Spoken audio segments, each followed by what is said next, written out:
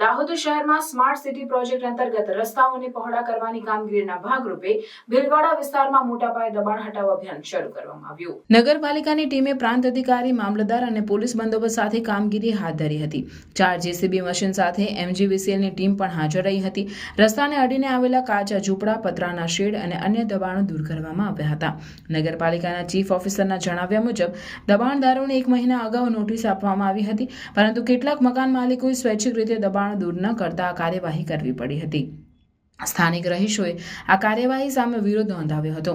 તેમનો આરોપ છે કે નગરપાલિકાએ કોઈ પૂર્વ નોટિસ આપી નથી અને માત્ર ગઈકાલે સાંજે જ આ કાર્યવાહીની જાણ કરવામાં આવી હતી.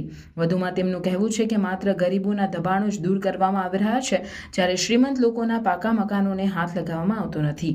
દબાણ હટાવ દરમિયાન સ્થાનિક પોતાનો સામાન બચાવવા દોડાદોડી કરતા જોવા મળ્યા હતા. ઘણી મહિલાઓ આ કાર્યવાહી દરમિયાન આંસુ સારતી જોવા મળી હતી. Smart city road upgradation project અંતર્ગત રસ્તા પૈકીના જે કોઈ પણ દબાણ હતા અને જે લાસ્ટ ડ્રાઈવમાં બાકી રહી ગયેલા હતા એમને સૂચના અને નોટિસો આપ્યા બાદ આજે દબાણ દૂર કરવાની કાર્યવાહી હાથમાં ધરવામાં આવી છે.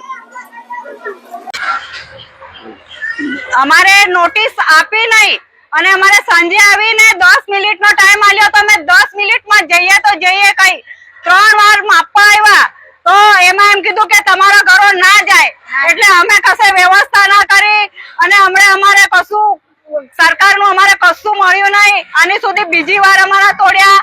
અમે કેવી રીતના કઈ જઈએ? નાના નાના અમારા બચ્ચા, અમે સવારથી સાંજ સુધી કામ કરીએ ત્યારે અમારે રોટલો મળે અને 10 મિનિટનો ટાઈમ આલ્યો અને 10 મિનિટમાં અમારે ખાલી કરાયું ને આવું કર્યું તો અમે જઈએ તો જઈએ કઈ? અમારે ગમે તે અમારે વ્યવસ્થા કરીને આપે. અમે ગરીબ ના અમે કશે ફોર્મ બી ના ભરાયા તો અમે શું કરીએ?